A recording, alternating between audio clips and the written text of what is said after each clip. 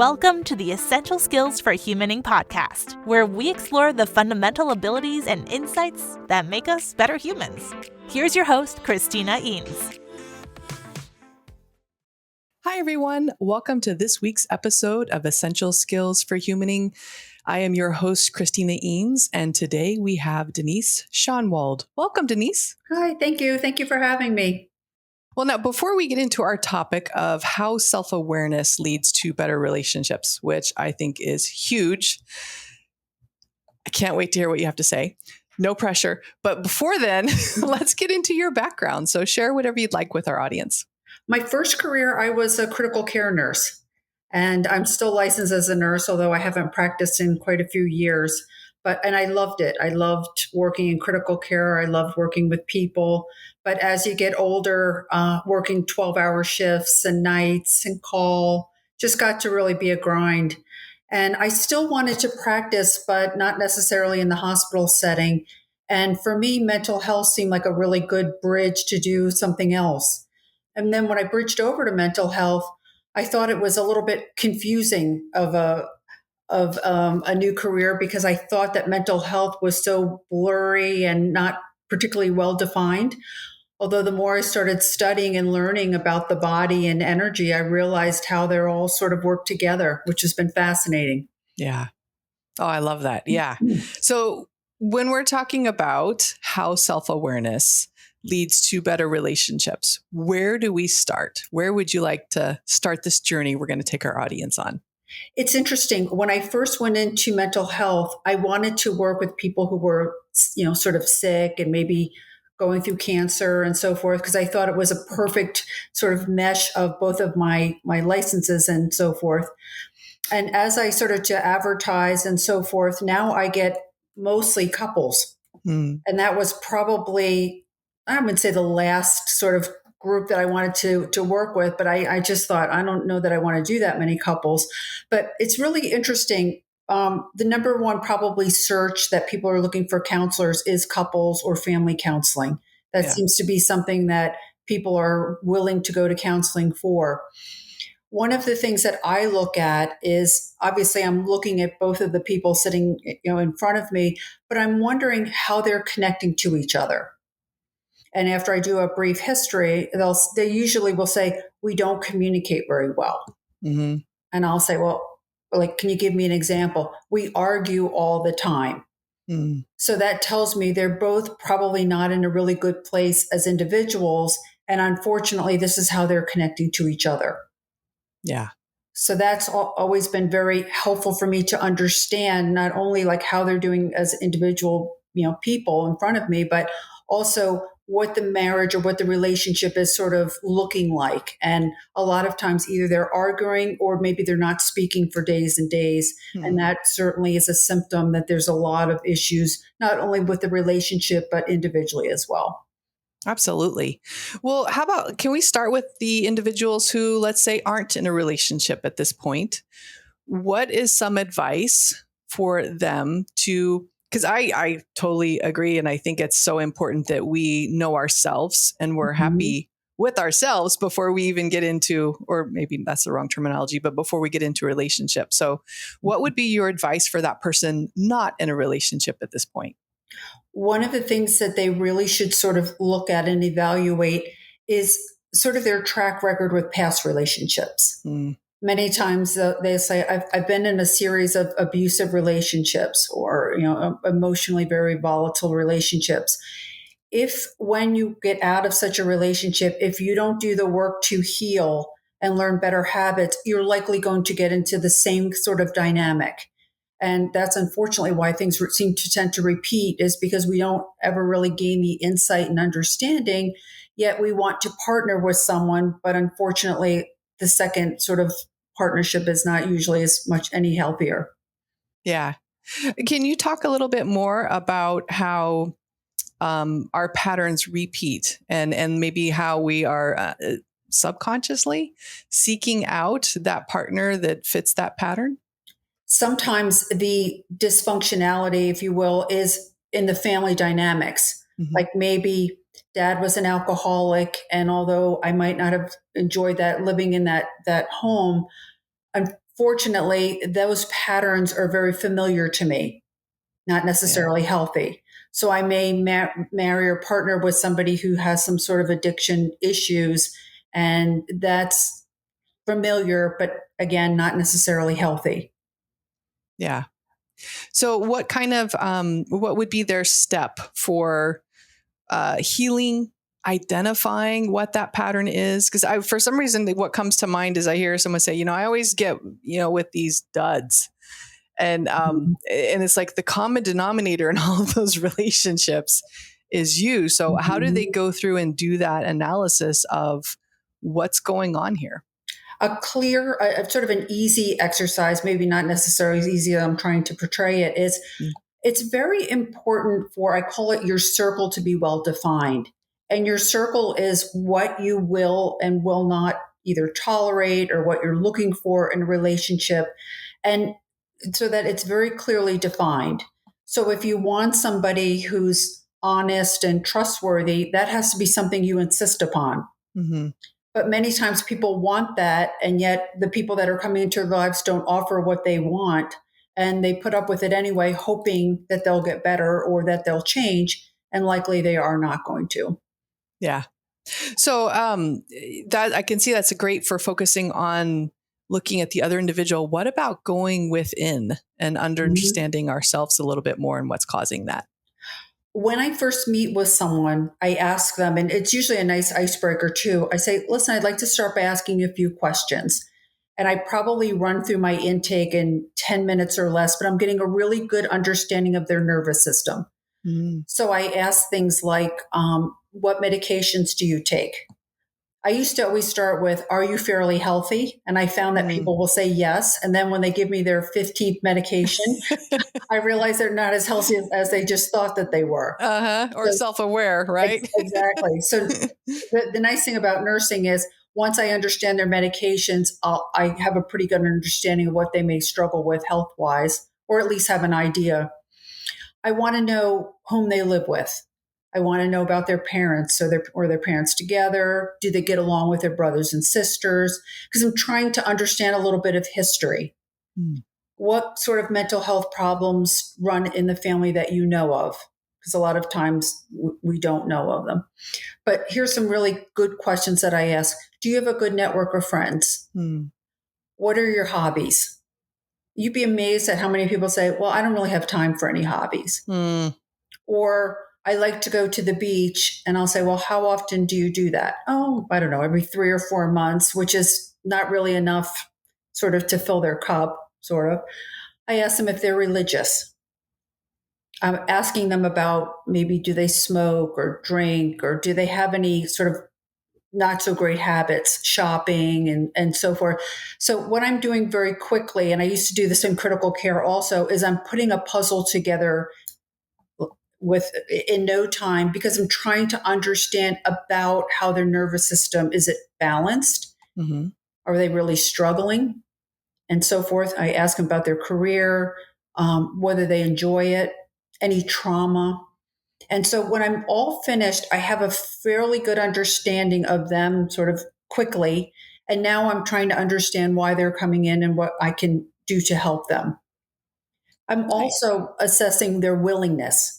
Yeah. So, Which is huge, right? yes, So I can see someone, in order to engage in a little more self awareness, is to do some self reflection yes, on where they're at and how they're engaging with others. yes.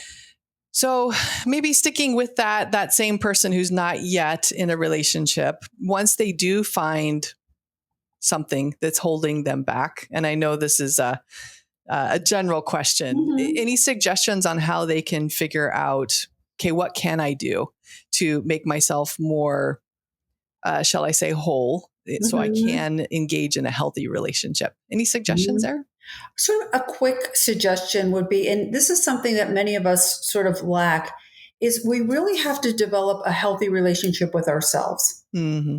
That means getting enough sleep, getting exercise, doing the things that we love to do.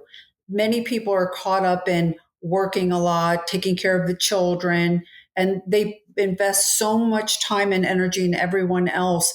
But unfortunately, if you yourself want to have a healthy relationship or be healthy, you have to take the time to do things for yourself. And for some reason, particularly women, we feel very guilty when we do that. Yeah.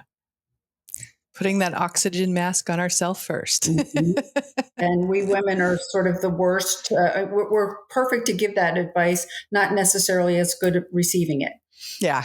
Well, so I think, right. So taking care of ourselves better so that we can be there for others. And for one thing that helped me was learning to enjoy my own company.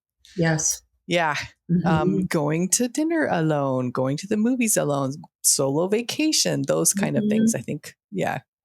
Yes, that's key. Also, notice when you're really not doing much of anything, are you chronically anxious? Yeah. I mean, are you a worrier? Do you tend to attach quickly to guilt? These are all emotions that are very hard on the body. Yeah. They're also very pulling energies. So when we're sort of caught up in them, all we do really, we're very self-absorbed. I'm worried, I'm nervous, I'm overwhelmed, I feel guilty. It's hard to connect with other people when we're sort of very consumed with thinking about ourselves. Yeah, absolutely. Okay, if we could switch over to maybe that person that's in a relationship that needs to work through some stuff, and whether or not they decide to stay in the relationship or they want to commit to it. Suggestions for that for folks who are already in relationships that may be not in their best interest, or it's not a good pattern, or whatever. And that can be really tricky because many times when they come to a marriage therapist or a couples therapist, they would like you to tell them what to do. Yeah. And just give me a checklist. Exactly. And do you think I should, get out of my marriage and so forth? And it's very important that this is something that they evaluate, that my mother say, come to God with, because this is something that's going to affect them. And it certainly would not be very professional of a therapist to say, I think you should leave him. You can give them some guidance and maybe some insight and sort of get them to come to that conclusion. But I was just saying the other day to a couple, either you'll clearly know that you want to invest in this relationship, or counseling will help you be very clear that you really don't want to be in the relationship. So for that, it's worthwhile. Yeah. Nice. What other things would you like our audience members to know about this? About couples or relationships in general? Anything. Yeah. I know there's so much, but takeaways for today. Well, I think a quick one is relationships are built on trust. Yes. And so many relationships, they're really not truthful with their word. They say things that they don't mean. They say, I'll call you when I get somewhere or so forth, and they don't. And what they don't realize, or what we don't realize, is these little inconsistencies and so forth are very damaging to relationship, because this is the reason that we're together, where we trust each other and we love each other. And we don't realize that some of these little things can really cause a lot of problems in a relationship. Absolutely. Yeah. In any relationship, right? Yeah. Work. True. Co-parenting, romantic, parental, child. Yes. I love that. Now, your most recent book, the giraffe book, we'll call it, or elephant book. Can you share a little bit more about that, like the title and what the audience members can expect to gain from it? Yes. This is a book, as I started to say before, when I was seeing a lot of couples, I was noticing a lot of patterns. And I thought, this would be an interesting book to write about some things, just for people that are generally sort of interested, or they would like to get in a relationship, but they want to learn a little bit more. And so I started writing every chapter is a different story, because I wanted to build on something that, was tangible for people to really understand. And then I was thinking, well, what am I going to name this? Relationships 101 and so forth. And I had taken a course to become a family mediator. And in the course, when we were working with the instructor, at the time we had to learn how to, if people wanted to get a divorce, how to mediate that. And she said, there'll be 3 scenarios that you see. One will be a couple that they're really good about, okay, you take the chairs and I'll take the couch. And she said it'll go very smoothly. She said the second one is one of the partners will want to get out of the relationship so desperately, they'll cut off their arm and give it to the other person if they'll sign the paperwork. Wow. And she said, and then the third type is when they'll fight an hour and a half over who gets, the flower vase. And I said to her, I said, why does that happen? And she said, what can I tell you, Denise? Elephants don't marry giraffes. And I was like, so when I thought about that class, I thought that's the perfect title for this book. So that's why I named it Elephants Don't Marry Giraffes. Nice. Yeah. So I love it. In each chapter, it's a couple story, and it gives you, and it's neat because you can kind of jump to what chapters you feel like are appropriate for you, or you want to learn that lesson. So yeah. Yes, my editor and publisher couldn't believe that some of them could be true, but they're all somewhat based loosely on real scenarios, which are sometimes really outrageous and incomprehensible, but yeah, what a lot of people are struggling with, unfortunately. Yes, absolutely. And I would guess even a lot of them are tame for what has quite happened out there. Yeah. Mm-hmm. Now you do have some other books. I'll call it the pink book. Mm-hmm. Can you share a little bit more about that one? That was my first book. That one's called Healing Your Body by Mastering Your Mind. And that's basically how our emotions, because if we don't sort of balance our nervous system, will manifest physically. Yeah. So when we start to get sick, that has started long time before in the nervous system. And I wanted to sort of write a book that would explain that so people could start to understand the body, mind, and spiritual connection. Yeah, I love that one too. And then you have another one. I have Insightful Self-Therapy. That one is almost like a little daily devotional. It's a daily read. And I pick subjects that a lot of people ask me about. Things as easy as overeating, low self-worth, grief, all kinds of sort of little page and a half reads and some tips on what to do. I have 2 children's books out. One is Getting Back to Happy. It's a little girl that's struggling with anxiety. And then my recent just book that came out is called When Mom and Dad Divorced.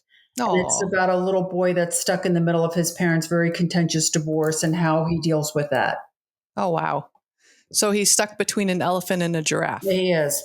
That's what it sounds like, yeah. And it's causing him and his sister all kinds of problems because children, unfortunately, get caught in the middle many times. Yeah, too many times. Yeah. Yeah. So let's see. It is the beginning of the year. While we have you, what advice, speaking of the book that you had just mentioned, what advice do you have for those seeking to lose weight or get fit or going after those big resolutions, reduce debt? Anything there? One of the things that I would recommend for everybody, and not just because I am one, it's very important to have a therapist. And again, not necessary to go every week or every couple of weeks, but sometimes it's just as needed. Because even when we go through these developmental stages and we're doing fairly well, we are going to struggle. Yeah. And then sort of all of these other problems come in. We start to gain too much weight. We start to spend too much money. These are symptoms that, again, we're not in a good place. We're drinking too much. And so it's easy to say, I'm just going to stop drinking or I'm going to lose 30 pounds. But if we don't get to the root cause of it, it's not likely going to be very effective. I love that. Yeah, because they are symptoms and oftentimes people don't realize that. Yeah. Yes. Oh, that's awesome. So now, before we get to your final piece of advice, I know people are going to want to learn more, like how to get a hold of your books, your services. Can you share a little bit about that as well as how to get a hold of you? Sure. My website, which is my name, DeniseSchonwald.com. I'm licensed in the state of Florida where I live, and I also have a national certification. So I see clients all over the United States. Zoom makes that very easy now. With technology. We like that. I also have featured my books that they're on Amazon, but they're also, there's a little bit of description on the website. If one of the listeners would like a book and they email me, I'll be happy to mail them one as a gift for listening today. Oh, that's so sweet. So, yep. My calendar is on my website for people if they'd like to make an appointment. I accept most insurances. So Awesome. it makes it quick and easy. Yeah. So DeniseSchonwald.com. Yes.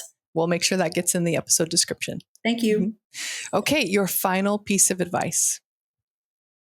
If you want to maintain physical health, if you want to live a long, happy life, you have got to always work on your mental health. Again, once we become physically sick or we start having some sort of disease or chronic condition, that has started a long time ago on not really managing our emotions and our stress and so forth. So I can't emphasize it enough. I started my career really working more on the physical health. And now I realize how important the mental health is, even more so if we want to be physically healthy. I love it. Oh, thank you so much for joining us today, Denise. Welcome. Thank you for tuning in to the Essential Skills for Humaning podcast. We hope you've gained valuable insights to enhance your journey as a human being. Remember, practice makes progress. Keep honing those essential skills, and until next time, keep being the best version of yourself. For more resources, visit eanestraining.com.